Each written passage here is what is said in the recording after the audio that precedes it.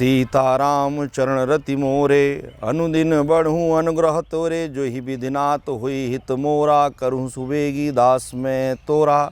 नमस्कार, मैं हूँ संदीप अखिल। आज आप हमारे साथ देख रहे हैं हमारा विशेष कार्यक्रम रामकाज। रामकाज में आज हमारे साथ हैं छत्तीसगढ़ के मुख्यमंत्री विष्णुदेव साय जी। राम राम मुख्यमंत्री जी। राम राम। राम राम से अब बातों की शुरुआत करते हैं कि काजल लगे किरकिरा, सुरमा सही न जाए, और जिन नैनन में राम बसे, दूजो कौन समाए। प्रभु श्री राम ने समरसता और सद्भाव के लिए बहुत काम किया। उससे समाज को क्या प्रेरणा मिलती है? देखिए, प्रभु श्री राम जी का समरसता को ऐसे जान सकते हैं कि जैसे उन्होंने निषाद राज के सहयोग से गंगा पार किया। उसके बाद उन्होंने उनसे कहा कि तुम भरत जैसे ही मेरे लिए प्रिय हो, भरत जैसे ही, जैसा भाई है वैसा तुम प्रिय हो। और फिर उन्होंने सबरी माता को भी वैसे ही उन्होंने स्नेह दिया जैसे अपनी माता कौशल्या और कैकेयी को वो देते थे। तो इस तरह से समरसता का एक उन्होंने पाठ हम लोग को दिया है। प्रभु श्री राम, जैसे आपने शबरी माता का जिक्र किया, उनके साथ जब प्रभु श्री राम रहते तो उन्होंने कहा, मानू एक भक्ति कर नाता। माँ, मैं केवल एक नाता मानता हूँ, वो भक्ति का नाता है। जिस बात को आपने कहा समरसता और सद्भाव का, मुख्यमंत्री जी, जब आप रामलला जी के दर्शन करने गए, भव्य मंदिर को आपने जब देखा, 500 साल बाद जो है भगवान राम टेंट से निकलकर ठाठ के साथ आज वहाँ विराजमान हैं, आप अपने अनुभव को साझा करें। देखिए, एक तो प्रभु श्री राम से छत्तीसगढ़ का अटूट रिश्ता है, क्योंकि माता कौशल्या की धरती है छत्तीसगढ़, और इस नाते हम लोग प्रभु श्री राम को अपना भांजा मानते हैं। तो स्वाभाविक रूप से अपनापन लगता है। और जब मंत्रिमंडल के साथ हम अयोध्या भगवान राम का दर्शन के लिए गए तो बहुत खुशी हुई। उसके पहले भी जब 22 जनवरी को प्राण प्रतिष्ठा हुई थी तो छत्तीसगढ़ के लोगों ने कई तरह से खुशियां मनाई थी। यहाँ से सुगंधित चावल भेजे थे, सब्जी भेजे थे, यहाँ से डॉक्टर गए थे, यहाँ से कई टीम वहाँ पर लंबे समय तक लंगर लगा के लोगों को खाना खिलाने का काम किए। तो जब हम लोग मंदिर गए, दर्शन किए, तो खुशी का कोई ठिकाना नहीं था। और हम सभी लोग वहाँ पर नारा लगा रहे थे, छत्तीसगढ़ का भाचा राम, जय श्री राम, जय श्री राम। और इसी नारा से पूरा मंदिर को हम लोग गुंजा दिए और उनका दर्शन करके बहुत अच्छा लगा। प्रभु श्री राम जो है मर्यादा भी सिखाते हैं, और आज के समय में मर्यादा की इतनी आवश्यकता है। चाहे हम राजनीति करें, चाहे व्यापार करें, चाहे पढ़ाई लिखाई करें, चाहे आज के समय मोबाइल जो सबसे अधिक हम उपयोग करते हैं, हर जगह जो है मर्यादा की एक बड़ी बात आती है। और प्रभु श्री राम ने अपने चरित्र में मर्यादा की बड़ी बात कही है। देखिए, देखा जाए तो भगवान राम का पूरा जीवन मर्यादा से पूर्ण है, और इसलिए मर्यादा पुरुषोत्तम श्री राम भी कहलाए। और अपने जीवन में अनेक मर्यादा उन्होंने स्थापित किया। जैसे उन्होंने अपने पिता के वचन को पूरा करने के लिए अपना राजशाही ठाट बाट छोड़कर वनों में चले गए, कठोर यातना सहने के लिए। एक राजमहल का राजकुमार राजमहल छोड़कर जंगल जाएगा तो आप सोच सकते हैं कि कैसे कैसे कठिनाइयों का सामना करना पड़ेगा। लेकिन चूँकि उनको अपने पिता का वचन पालन करना था। जिस तरह से भगवान को मानते हैं, वैसे पिता को भगवान का दर्जा मानकर वो वनवास के लिए वो निकल पड़े और 14 वर्षों तक पिता के वचनों का पालन करने के लिए वो वनवास काटे। तुलसी भरोसे राम के निर्भय हो के सोए, अनहोनी होनी नहीं, होनी हो तो होए। आपके जीवन को जब हम देखते हैं तो आपका जीवन ऐसा है कि प्रभु श्री राम के चरणों में समर्पित है। जो होगा जैसे होगा, आपके जीवन को जब हमने देखा तो चाहे उतार आए चाहे चढ़ाव है, आपने अपने जीवन को प्रभु श्री राम के चरणों में सौंप दिया। देखिए, मैं तो एक छोटा सा गांव का किसान का बेटा था, लेकिन जब पढ़ाई वढ़ाई पूरी करके भारतीय जनता पार्टी ज्वाइन की और जो भी काम पार्टी से हमको मिला उसको ईमानदारी से कर्तव्य निष्ठा के साथ निभाने का प्रयास किया। और हम कभी सोचे नहीं थे कि हमको पार्टी इतना आगे बढ़ाएगी। विधायक, सांसद, केंद्र में मंत्री, फिर प्रदेश अध्यक्ष का दायित्व और फिर इतने बड़े प्रदेश का मुख्यमंत्री के रूप में कभी हमने सोचा नहीं था। लेकिन मैं शुरू से ही, बचपन से ही भगवान के ऊपर बहुत भरोसा करता हूँ और अपना पूरा जीवन उन्हीं पर छोड़ता हूँ कि जो भी होगा उनकी इच्छा से ही होगा। और जिस तरह से रामायण में आदर्श पढ़ते हैं भगवान राम का, तो भगवान का भक्त हो तो स्वाभाविक रूप से उनके बताए मार्गों पर चलने का प्रयास हमारे द्वारा होता है। बचपन में रामलीला देखते थे आप? बिल्कुल देखते थे उस समय। अब तो रामलीला बहुत कम वो टीम आती है गांव में, लेकिन जब हम लोग छोटे छोटे थे तो साल में एक बार ज़रूर रामलीला की टीम आती थी और एक सप्ताह तक रामलीला चलता था और हम लोग बराबर देखते थे। रामलीला के माध्यम से या राम जी के चरित्र से बच्चे क्या सीख सकते हैं? देखिए, बहुत कुछ सीख सकते हैं। पूरा रामायण एक सफल जीवन कैसे जिया जा सकता है, भगवान राम ने उसमें पूरा बताया है। अगर कोई भी व्यक्ति रामायण पढ़े और भगवान राम के आचरणों का अनुसरण करे तो उसका जीवन बिल्कुल धन्य हो जाएगा, उसका जीवन सफल हो जाएगा। प्रभु श्री राम जब राजा बनते हैं, राजा बनने के बाद उनका उद्देश्य रहता है कि समाज के अंतिम व्यक्ति और प्रथम पंक्ति में जो व्यक्ति बैठे हुए हैं उनके बीच सामंजस्य स्थापित हो, एक ऐसा वातावरण निर्मित हो जिसमें सभी लोगों का मान सम्मान हो। उसी तरीके से आप भी अपनी सरकार में वैसे ही काम कर रहे हैं जिसमें राम राज्य की संकल्पना जो है वो पूरी होती दिखती है। हाँ, प्रभु श्री राम जी ने सबका अपने जीवन में सम्मान किया। जब वो वनवास में थे और जब भरत अयोध्या वापस आए और पूरा घटनाक्रम पता चला तो माता कैकेयी को लेके भगवान राम को वापस करने गए। उस समय भी भगवान राम माता कैकेयी का वैसे ही सम्मान किया जैसे पहले करते थे, जबकि उन्हीं के कहने पर उनको वनवास हुआ था, लेकिन उनके मन में कैकेयी के प्रति कभी कटुता नहीं आई। तो इस विपरीत परिस्थिति में भी कैसे लोगों का सम्मान किया जाना चाहिए, एक पाठ हम लोगों को मिलता है। राम कीन आपन जब ही थे, भयूं भुवन भूषण तभी थे। जब भगवान राम जो है निषाद राज जी को मित्र के रूप में स्वीकार करते हैं, भरत जी पूछते हैं कि भैया से मिलकर आपको कैसा लगा, तो वो कहते हैं कि मुझे ऐसा लगता है कि तीनों लोकों में स्थापित कर दिए। मतलब समाज में कोई व्यक्ति जब तीनों लोकों में स्थापित हो जाए तो ये मान कर चला जाए कि प्रभु श्री राम की कृपा उस पर है। जी बिल्कुल। अब निषाद राज तो दलित समाज थे, लेकिन उनको भी प्रभु राम ने गले लगाया और उनको भरत जैसा सम्मान दिया। भरत के समान ही तुम मेरे प्रिय भाई हो। तो ये तो किसी भी व्यक्ति के लिए मतलब क्या बोलना चाहिए, अमृत जैसा है।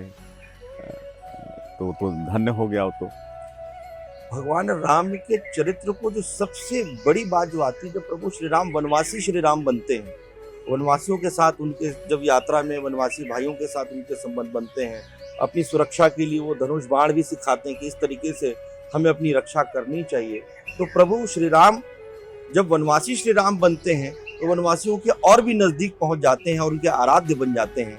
आपका क्या कहना है? देखिए, प्रभु श्री राम जब वनवास में थे और माता सीता का हरण हो गया, तो उस समय अगर प्रभु श्री राम चाहते तो अयोध्या से अपना सेना बुला सकते थे रावण से लड़ाई लड़ने, लेकिन उन्होंने ऐसा नहीं किया।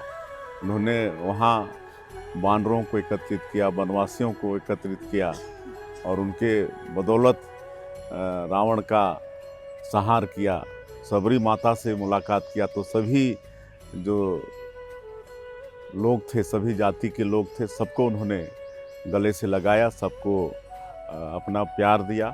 गिद्ध अदम खग आमिष भोगी गति दीन जो जाचत जोगी, मतलब गिद्ध राज जटायु को भी जो है अपने पिता तुल्य जो है मानते हुए प्रभु श्री राम उनका अंतिम संस्कार करते हैं। तो प्रभु श्री राम का जिस तरीके से मानव के साथ अच्छा संबंध था, जीव जंतुओं के साथ भी, अलग जीव जंतुओं के साथ भी उतना ही मधुर संबंध था। वैसे ही हमें अपने जीवन में जो भी हमारे आसपास हैं, जो वन में जो रहते हैं जीव जंतु या आसपास हमारे जो जीव जंतु रहते हैं, उनके साथ एक अच्छा संबंध हमें रखना चाहिए। बिल्कुल रखना चाहिए। प्रभु श्री राम ने अपने पूरे जीवन में जिस तरह से सबसे प्यार किया, पेड़ पौधा पशु पक्षी सबसे, वानर सेना आदिवासियों से सबसे प्रेम किया और पूरा आदर्श स्थापित किया। एक हम लोग के लिए लेसन है, पाठ। अभी ये प्रयास किया जाता है कि कई जगह कि धर्मांतरण के माध्यम से कि ये बताया जाता है कि अलग तरीके से जोड़ने का प्रयास किया जाता है, लेकिन प्रभु श्री राम का वनवासियों के साथ एक गहरा नाता रहा है, एक विशिष्ट नाता रहा है, लेकिन अलग अलग लोगों के द्वारा उसे भटकाने का प्रयास किया जाता है।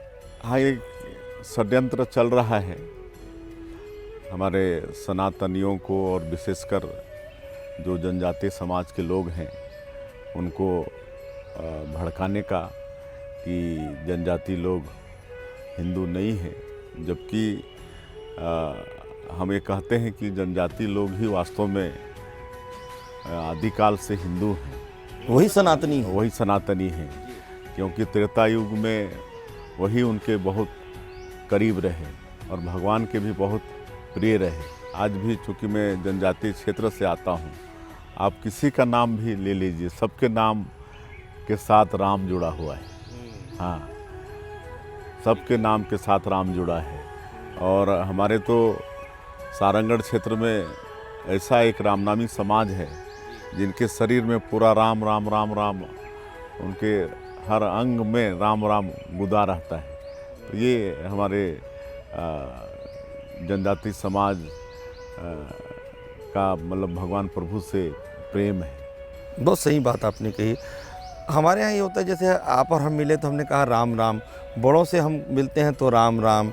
यदि हमारे जीवन में आश्चर्य आया तो हम कहते हैं हे राम, कुछ दर्द है राम, ऐसे करके। मतलब हमारे जीवन में सुबह से लेकर शाम तक, मतलब कहा जाए जीवन के अंतिम तक, यात्रा तक, जहाँ राम नाम सत्य है वहाँ तक सभी स्थानों पर जो है राम विद्यमान है। इसे लेकर आपका क्या कहना है? बिल्कुल, सब जगह राम विद्यमान है, कण कण में राम विद्यमान है। और जैसे आपने कहा कि हम लोग जब भी मिलते हैं किसी से तो राम राम बोलते हैं, उनसे विदा भी लेते हैं तो राम राम कहते हैं। और जैसे मैंने कहा कि हमारे जनजातीय क्षेत्र में तो सबके नाम के आगे पीछे राम जुड़ा हुआ है, तो अटूट रिश्ता हम लोगों का, हमारे लोगों का भगवान राम से है। प्रभु श्री राम ने माता शबरी से जूठे बेर खाए और बड़े आनंद के साथ खाया। एक कथा आती है कि जब राम जी वनवास ख़त्म करने के बाद जब महल में बैठे रहते हैं तो माता जानकी, कौशल्या माता, ये सब बैठे होते हैं, तो सब पूछते हैं कि आपको सबसे अच्छा वनवास में क्या लगा? तो कहते हैं कि मैंने जूठे बेर जो माता शबरी के खाए थे उसमें मुझे सबसे अधिक आनंद आया। तो भगवान ने इसके माध्यम से क्या संदेश दिया? देखिए, एक तो माता सबरी जनजातीय समाज से थी, भिलनी थी, तो उनके यहाँ जाकर उनका जूठा बेर खाना, मतलब वो कितने प्रेम से, इतने प्रेम के वशीभूत हो गई कि उसको ये भी ख्याल नहीं रहा कि भगवान को जूठा बेर नहीं खिलाना चाहिए, लेकिन उसको ये चिंता थी कि कहीं खट्टा बेर भगवान के मुंह में नहीं चला जाए, इसलिए चक चक के मतलब भगवान को खिला रही थी। तो ये हमारे जनजातीय समाज का माता भिलनी के रूप में भगवान के प्रति जो अटूट श्रद्धा है उसको दर्शाता है। और माता सबरी से जूठे बेर खाना भगवान राम का जनजातीय समाज से कितना प्रेम है उसको दर्शाता है। आज भी हमारे समाज में जब हम उदाहरण देते हैं तो जब दो भाई एक साथ मिलते हैं तो हम बोलते हैं राम भरत मिलाप हो रहा है। कोई भाई बड़ा सेवा करे अपने बड़े भाई की तो हम बोलते हैं राम लक्ष्मण की जोड़ी है, या राम भरत लक्ष्मण शत्रुघ्न, ये चारों भाइयों का ही उदाहरण हमारे पास है। तो आपस में आज के समय में जो भाई भाई एक दूसरे से अलग हो रहे हैं, किसी संत ने बहुत अच्छी बात कही थी कि भाइयों के बीच विपत्ति का बंटवारा होना चाहिए, संपत्ति का बंटवारा नहीं होना चाहिए। तो प्रभु श्री राम का चरित्र भाई से भाई को जोड़ने का भी है। आपका क्या कहना है? देखिए, प्रभु श्री राम का पूरा जीवन अगर रामायण पढ़ेंगे तो रिश्तों को मजबूत करने का उन्होंने काम किया है कि एक माता पिता के प्रति पुत्र का कैसा स्नेह होना चाहिए, माँ बेटा का क्या स्नेह होना चाहिए, भाई भाई का क्या स्नेह होना चाहिए, पति पत्नी का क्या स्नेह होना चाहिए। पूरे रिश्तों को, जो हमारे सनातन में जो रिश्ते हैं उनको मजबूत करने का काम प्रभु श्री राम ने अपने जीवन में किया है और इसको हम लोगों को आदर्श मानते हुए अपने जीवन में भी अपनाना चाहिए, रिश्तों को मजबूत रखना चाहिए। आपके कार्यों को जब हम देखते हैं तो आप बिल्कुल मानस के अनुरूप ही चलते हैं। जैसे प्रभु श्री राम जब राजा बनते हैं, आप भी एक मुखिया के उस पे हैं, स्थिति पर हैं कि जो कछु अनीति भाषाओं भाई तय मैं हूँ बरज हूँ भय बिसराई, मतलब आप भय मुक्त होकर मेरे पास आइए, क्या अच्छा किया जा सकता है, क्या बेहतर किया जा सकता है। उसी तरीके से आप भी ये पूरी शासन व्यवस्था को लेकर चल रहे हैं। हाँ, जैसे मैंने कहा कि बचपन से ही मैं धार्मिक प्रवृत्ति का हूँ और रामायण का मेरे जीवन में अच्छा प्रभाव है और मैं जो भी अपने को मानता हूँ सब प्रभु की देन मानता हूँ कि प्रभु की कृपा से ही ये सब हो रहा है। नहीं तो एक छोटा सा गांव का एक किसान का बेटा को कौन जानता, लेकिन आज इस मुकाम पर हूँ, इतना बड़ा दायित्व तो मिला है, तो ये सब प्रभु इच्छा से ही हो रही है। और ये सोचते हैं कि प्रभु हमारे माध्यम से लोगों का भला करवाना चाहता है और इसको मैं हमेशा अपने मन में ख्याल करके अपना काम करता हूँ। प्रदेश में खुशहाली हो, राम राज्य की स्थापना हो, उसके लिए सतत आप प्रयास करते रहते हैं, सतत आप राम काज की ओर आगे बढ़ते रहते हैं। वास्तव में राम काज वो है जो समाज के हर वर्ग के साथ न्याय करे, उनके हितों की रक्षा करे। वास्तव में वही तो राम काज है ना? जी बिल्कुल, अच्छा काम ही राम काज है और इसलिए कहीं भी कुछ अच्छा होता है तो हम लोग राम राज बोलते हैं। कोई अच्छा कुछ होता है तो हाँ ये राम राज ये है, ऐसा बोलते हैं। और उसी दिशा में हमारी सरकार भी सभी वर्गों की यहाँ पर चिंता कर रही है। हमारी जो माताएं हैं, हमारे जो अन्नदाता किसान हैं, हमारे जो प्रदेश के भविष्य युवा हैं, सबके ऊपर ये सरकार चिंता कर रही है और उनके लिए, सबके लिए कोई ना कोई कार्यक्रम, जैसे आज जिस तरह से भगवान राम अपने वनवास काल में माता है अहिल्या का उद्धार किए थे और एक नारी समाज को सम्मान दिए थे, तो हमारी सरकार भी आज उनके लिए अनेक कार्यक्रम चला रही है। एक तो 70 लाख से ज़्यादा माताओं को हम लोग प्रति महीना 1-1 हज़ार रुपया महतारी बंधन योजना में दे रहे हैं। युवा लोगों के लिए भी हम लोग शिक्षा को आगे बढ़ा रहे हैं, उनका रोज़गार की व्यवस्था कर रहे हैं। यहाँ पर उद्योग धंधे आएँ ताकि हमारे बेटा बेटियों को रोज़गार मिले। किसानों के लिए भी हम लोग उनकी भी चिंता कर रहे हैं, कहे कि वो अन्नदाता हैं, सबका भरण पोषण वही करते हैं, तो उनके लिए भी हम लोग उनका जो उपज है उसका अच्छा कीमत दे रहे हैं और उनको किसी भी तरह से परेशानी नहीं हो इसकी भी चिंता कर रहे हैं और सभी वर्ग की चिंता हमारी सरकार कर रही है। राम वन पथगमन जो है उस दिशा में भी आपकी एक बड़ी सोच रही है। जो चंद्रपुरी में माता कौशल्या का एकमात्र मंदिर जो पूरे देश में है वो वहाँ स्थापित है, उसके लिए भी लगातार आप प्रयास कर रहे हैं, राम काज कर रहे हैं, उस संदर्भ में आप हमें बताएं। हमारी सरकार राम वन गमन पथ के विकास के लिए प्रतिबद्ध है और चंद्रपुरी जहाँ माता कौशल्या की जो धरती है वहाँ उनका मंदिर है, तो उसके लिए भी वचनबद्ध हैं। साथ ही साथ सभी जो धार्मिक आस्था के केंद्र हैं, चाहे वो आपका चंद्रहासनी है, दंतेवाड़ा है, चंद्रपुर है, कुदरगढ़ है, डोंगरगढ़ है, जहाँ माता स्थापित हैं, उनको भी डेवलप करने का सरकार के एजेंडे में है, उसका भी हम लोग विकास कर रहे हैं। रामो विग्रहवान धर्म, राम जो है विग्रह है धर्म की, उसी दिशा में आप भी काम कर रहे हैं कि हमारे छत्तीसगढ़ में धर्म की स्थापना हो, हमारा धर्म जो है उत्तरोत्तर आगे बढ़े और चाहे वो बड़े हों, बुज़ुर्ग हों, बच्चे हों, सभी धर्म के रास्ते पर चलें। चाहे मुख्यमंत्री होते हुए आपके मंत्री, तमाम जो साथी लोग हैं वो भी धर्म के मार्ग पर चलें, उसके लिए आप सतत प्रयास करते रहते हैं मुख्यमंत्री जी। जी बिल्कुल, वही इच्छा है। इतना बड़ा दायित्व मिला है तो लोगों का बहुत बड़ा विश्वास हासिल हुआ है छत्तीसगढ़ के 3 करोड़ जनता का, तो लगातार ये चिंता रहती है कि उनके विश्वास को कभी भी ठेस नहीं पहुँचे और छत्तीसगढ़ में खुशहाली हो, सभी लोग यहाँ पर मिलजुल के रहें, सभी वर्ग के लिए सरकार के तरफ से अच्छा काम हो, इसकी सदैव चिंता मन में बनी रहती है।